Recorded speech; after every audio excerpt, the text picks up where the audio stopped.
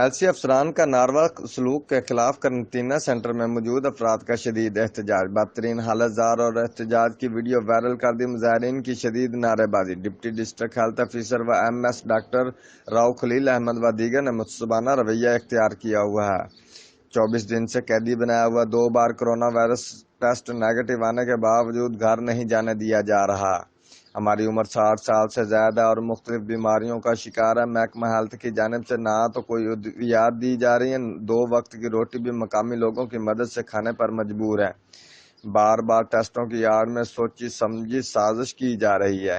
مظاہرین نے اعلیٰ حکام سے نوٹس لینے کا مطالبہ کیا ہے۔ Report Sheikh Masood Zaheer, Geo Express News, bureau chief, بیاڑی۔